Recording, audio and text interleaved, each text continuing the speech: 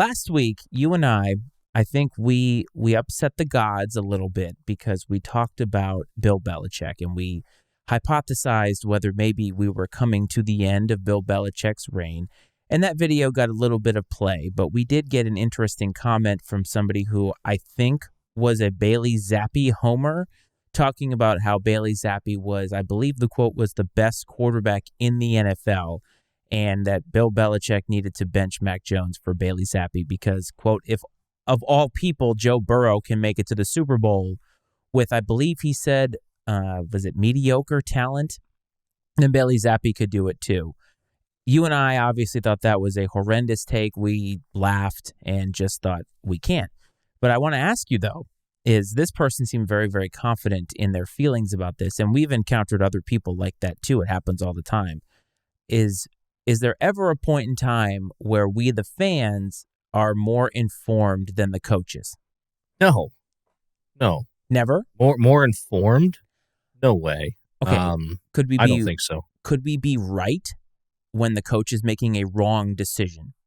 I think that, a lot of the times when, as fans, we look at something and we're like, something here seems off. Like, this person is obviously not performing well. Why are they still playing? Something along those lines. There are usually circumstances that we are completely unaware of that are at play. And whether that's ownership or a general manager meddling, tough shit, but you're going to play this guy, like, hell or high water. I don't care unless he breaks his leg. Like, you're sending him out there. And if you want your paycheck to keep hitting your bank, you're going to do what the boss says, right? So I think there could be things like that at play. I'm sure that there's maybe situations where a coach is looking to the future, and not like for the future of his own franchise at the time, but his own personal future. And because let's say that, Justin Fields, right? Justin Fields is banged up. If Matt Eberflus plays the rookie, which, I mean, right now he has to because Fields is hurt. But let's say he made that choice. Let's say he's like, okay, Justin Fields isn't playing well enough. I'm going to play and I'm sorry, I don't know his name. We're going to put the young guy out there. Oh, the guy who just started this weekend? Yeah. He was in Division 4? Yeah. Who knows his name? But my thing is if you make that, if you as a coach choose to make that change, you better make damn sure that, it's going to be a net positive. Because if it is not, then it's like you've answered the question that people have then. Is it the quarterback or the coaching? Well, now everyone's going to say it's the coaching. Once you make that change. So if you don't make that change, even if Matt Eberflus is the problem, he could always say, well, I wasn't the problem. The problem was Justin Fields, and he's not coachable, and blah, blah, blah, blah, blah. I think that there are a lot of reasons at play, a lot of intangible things that play into the decision, or the decision not being made, I should say. It just seems like a lot of fans think that they know more. Like this guy having a take that Bailey Zappi is the best quarterback in the NFL. Where does that come from? Because I understand that fans are delusional and uninformed, ignorant, maybe even you could use. But to me, having a take like this feels just so out of the realm of possibility of takes that people could have. And it's like, how is it that you feel so confident that you know more than the coach of the New England Patriots, who sees these guys every single day? Well, and just the argument that college success, or it seems the belief is that college success is going to mean that that's just going to translate to the pros, right?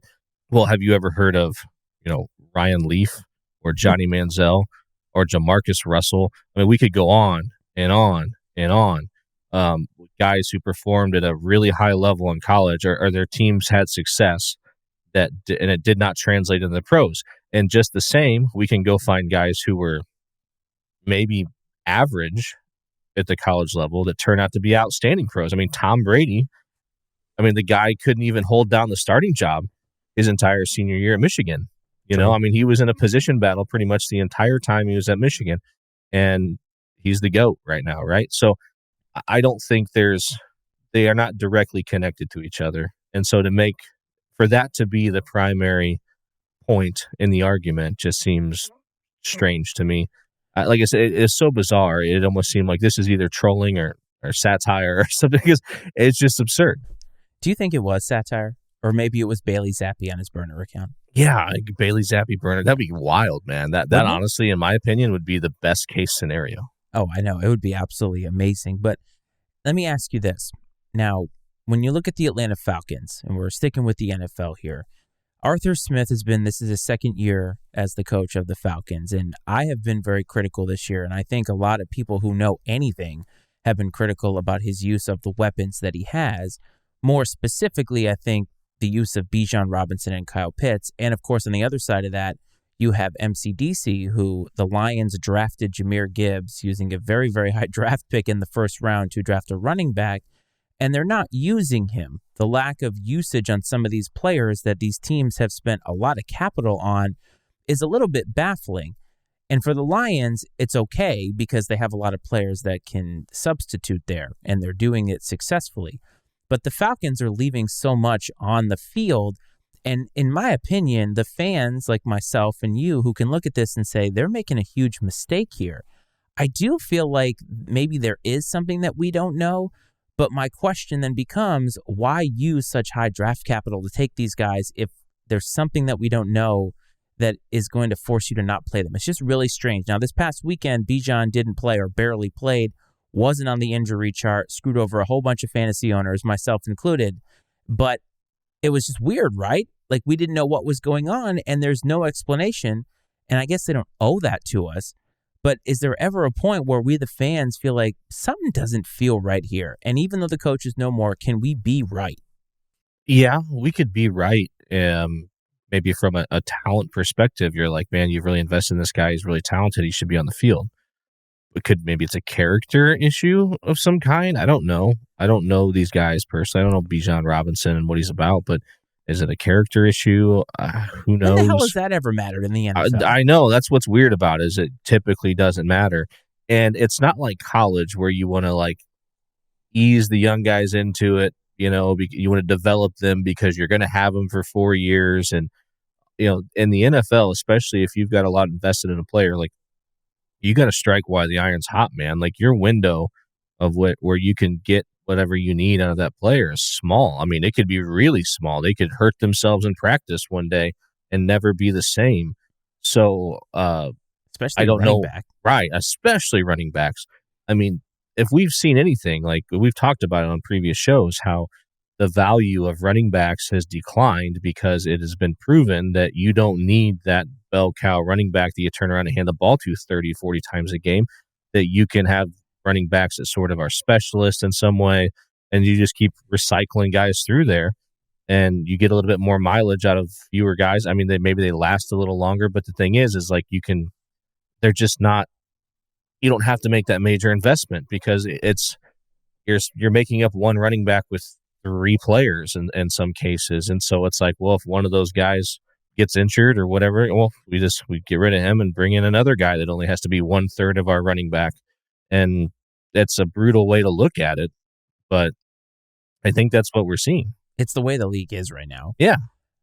But I think the other side of the coin on this is if you are an executive or a coach or a manager, you cannot ever listen to what the fans are saying, right? Because you have to believe that you are somebody who has the knowledge and the power to be able to make these decisions. Is there ever a time where a team or a coach should ever cave to what the fans are saying or wanting? I mean, that's why I'm trying to get at here is for every Bailey Zappi burner account, there are people who have been watching the sport for a long time who are not easily fooled when looking at what is presented to them every single Saturday or Sunday. And I'm trying to get at is, are we ever in a position where fans could be right in wanting something? Or if you're the team, you just can never, ever cave to that kind of pressure? As a former coach, I always tend to assume there are things I don't know in these situations. And especially when they maybe seem really obvious. I'm like, there's just got to be something that we're not aware of as fans that is, if we were, we'd be like, oh, okay. And so I kind of err on that side most of the time. I would say that organizations should not be pressured by fans in any way, shape, or form. I get that they are in a way, they're almost like your shareholders, right? Like you're relying on them to show up to games, buy tickets, buy merchandise. That's a big part of what keeps the wheel turning. But I just think that's a dangerous game when you start placating to fans.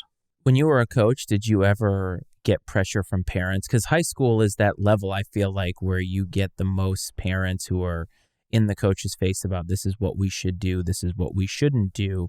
And I think at that level, the pressure to play a kid or not play a kid I would think, be at its highest based off of the other, like as the higher you go, once you get to like big time college football, the coaches are more like CEOs. They don't care about what the parents are saying about it. But in high school, the parents have that direct access to the coach. Did you ever experience that?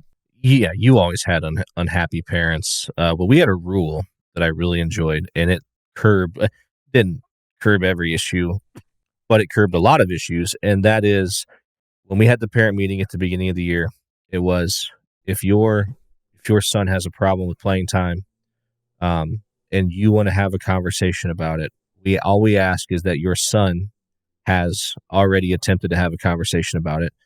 You and or your son are not pleased with the results. And then when we have a meeting, what's going to be us, your son, and you. And 9.9 times out of 10, the kid knows why he's not playing. They're at practice every day. They go up against the guys that are playing. They know why they're not playing. And we would film pretty much every practice. So it's like we could sit down and turn the film on and just say, like, I mean, and you don't even have to be a coach to be like, hey, this is poor effort, or hey, he's just getting his tail whipped up and down. I mean, and it is pretty glaring. And now it never really got to the point where you had to turn the film on. And I get parents love their kids, man. Like, they're going to go to bat for them. I don't fault anybody for that. But when it comes to playing time, a kid usually knows why he's not playing. And I'm all about listening to parents if they want to talk about like where their kid's at mentally. If they're feeling kind of down because of the playing time issue. Is there anything they can do to put themselves in a position to get on the field more? Something like that. The stuff that just kind of like goes in one ear and out the other for me was always when they're like, you should be running these plays and this offense. I'm like, you have no idea what you're talking about. And because they always have, like, told you, coached some really bad football teams. But guess what? And I coached a couple pretty good football teams. You know what the difference was? The good ones had good kids, talented kids, a lot of talented kids, and the bad ones didn't. And unfortunately, their parents didn't know they weren't talented, and or didn't want to believe it. Right. And that's just like, it's like they just don't realize that, like, I understand like that when your son played, 12-year-old football, like that he was the fastest guy on the field or whatever. Like, but guess what? Like, over the last 6 years, these guys that he's playing against have put effort in the weight room, and they are now faster and stronger than your son. Your son hasn't done anything because he thought he was the big kid on the block, back in the day. And we had that happen at our place a ton. And with the poor teams that we had, I remember being like, listen, believe me, if we thought that your son could help us win football games, like, he would be on the field. I promise you. Like, and so, when it comes to like the way you feel your kid's being treated, stuff like that, I think that you give the parent you all ears, whatever, you're there to listen to whatever they have to say, because that is important. When it comes to scheme and even playing time, I said I'll listen to playing time, but like scheme especially, or like you should be doing this, or this person should be playing this position. Just okay, we'll take that into consideration. Yeah, the scheme stuff, especially when you're watching like the NFL, those schemes, those offensive packages are so complicated compared to what they are in high school. And I get it. They're much the same formation. They're working off the same base of plays. Like, that's what football has always been, but we don't know. And I would like to think that somebody as talented as Bailey Zappi, apparently, if he was that talented, he would have beat out Mac Jones one of these years. And the thing that's made it complicated, of course, is that Bill Belichick has subbed him in a few times, and when Mac was hurt, and he did have some flashes of being good, but it wasn't sustainable. It did not sustain. And Bill Belichick is somebody who has made the tough decision. When he made the decision to stick with Brady when Bledsoe was coming back, Bledsoe didn't like it, but the team liked it. The team needed it, and ultimately we find out 23 years later that was the right call. Didn't matter what the fans thought, didn't matter what the media thought. But I just noticed that a lot of people are so firm in their belief about however they feel about something. It doesn't have to be a player who should play. It's amazing to me how many people are keyboard warriors and feel like I know more than the people who are paid to do this. Bill Belichick just signed a very lucrative extension, which made our conversation last week completely irrelevant. Right? No, you're not joking there. I think that the true sign I think the true sign of intelligence in a person is not what you know, but it's knowing what you don't know. Being aware of the things that you don't know and having that self-awareness to understand that like these people who are doing these jobs that are making millions and millions of dollars, they probably have a better understanding and more in-depth knowledge that they've developed over decades in some cases, and maybe defer to them, defer to the professionals. But you see people that want to argue with doctors and everything else, so there's people that think the earth's flat, I mean, so I don't know. It's not. Oh, here we go. No, so I don't know. It's entertaining in some ways. It's terrifying in some ways. I always tell my dad, well, because we read different, the Notre Dame has like a message board and Bradley has one, and we kind of keep tabs on it. We don't interact much, just kind of, there's good information on there sometimes, but just the stuff that people say is insane, and I've said, say to my dad, I go, fan is short for fanatic. You have to remember that, like, that these message boards exist for that reason, for those people to have an outlet to give their opinions, and they do it. And I can't even really follow the message board. Like my dad will follow it at times during the game, like live. Wow. There'll be like a game chat that's just constantly going on. And it's like, from one play to the next, like fire this coach, this bench, this guy. I mean, it's Notre Dame fans, like anytime like the opponent starts moving the ball down the field, like they are hiring a moving company to go to Al Golden's house. Like they want Al Golden fired so bad. They dislike that man so much. And it's like, guys, like you have to look, like this is one of the better defenses in the country. Like you can't deny that. Just look at in scoring defense, they are outstanding. But you just can't make some people happy. No, you cannot.